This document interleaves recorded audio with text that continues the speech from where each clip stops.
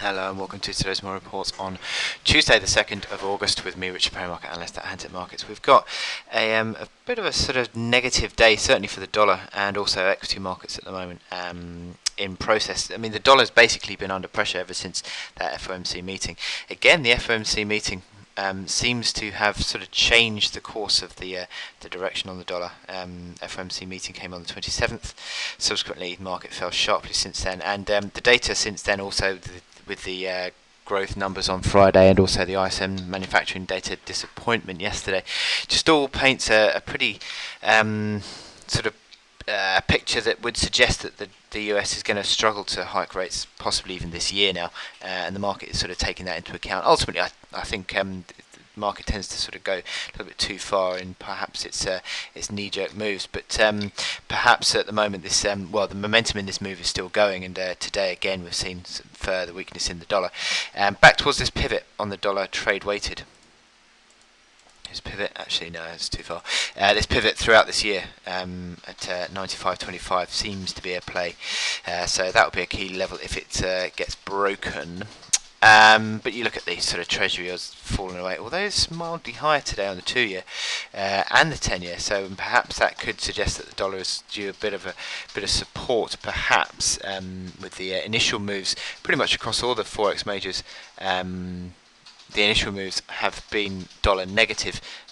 Certainly the yen continues to strengthen, and I'll show you the chart in a bit, but that's well below 102 figure now, sort of moving ever closer back towards 100 big figure once again. And the euro is another big mover, or key mover I should say, and I'll go through all these charts in a bit, but certainly there are some interesting moves against the dollar at the moment. It'd be interesting to see if these moves are sustainable though. In terms of what we've got to look forward to today, the UK construction PMI at 930, that could be interesting because construction may only be about 7% of the UK economy, but the expectation on that PMI is for 43.8. So 43.8, down 46. So this was last month. 46 fell off a cliff after Brexit, interestingly. But again, that 43.8 would be clear a whole month's worth of clear of Brexit as well. So that's not all that positive, is it? We've had an Aussie rate cut today. It had been expected, 1.5% from 1.75%, so 25 basis points lower. And the Aussie actually has maintained support.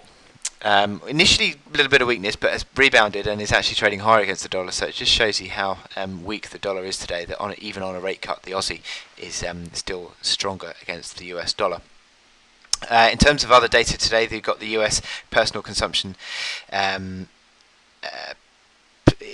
130, personal consumption expenditure, and it's expected to, on the core data, plus 0.1, which actually on the year-on-year data would be flat at 1.6, so that would be continuing this recent few months worth of 1.6% flat on the core PCE data, which the Fed does look at as its preferred inflation data. So basically, dollar strength is no longer, or certainly for the near term, we've got a big correction against the dollar, and it'll be interesting to see whether that continues. But my chart today is the dollar CAD. Now, dollar CAD is interesting because this is one chart where the dollar has been generally pretty strong. The last few days, yes, it's had a correction, but this correction is indicative of what we've seen over the last few months, where you've got sort of 3-4 days worth of correction back towards this uptrend of higher lows. And again, that seems to have come in yesterday. Nice strength in the rebound against the Canadian Loonie. Not really showing too much traction today. It was on the brink of going positive for the US dollar today, despite the weakness that it's having against all the forex majors. And currently the market is trading very mildly lower, but certainly the support has come in. Not only that, 23.6% fib of the sell-off, the big sell-off, 23.6% fib.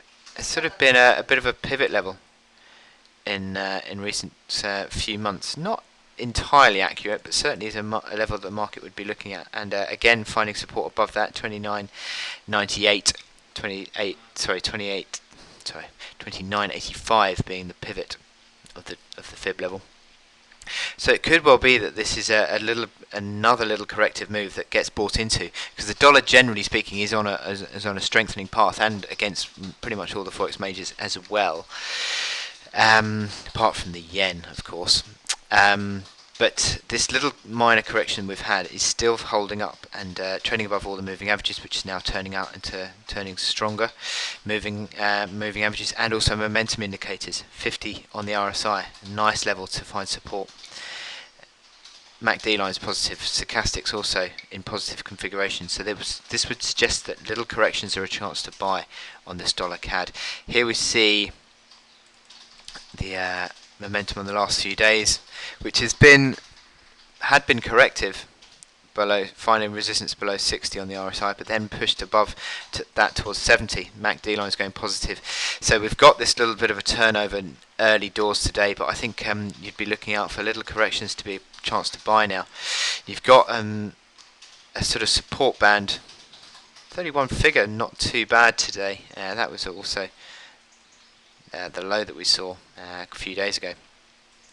But you'd argue sort of between that sort of 30.75 down to 30.25 is a pretty decent support area now. So maybe a little correction back towards there would be a chance to buy. And it'd be interesting to see if we can start to see the dollar gaining traction again, and perhaps it would be an early signal, if that were to be the case, of that would be an early signal that the general correction in the dollar would be running out of steam. So I wish you good luck in your trading today on dollar CAD. Perhaps this is a little buying opportunity that we've seen in the last few days. So good luck, and I'll speak to you later.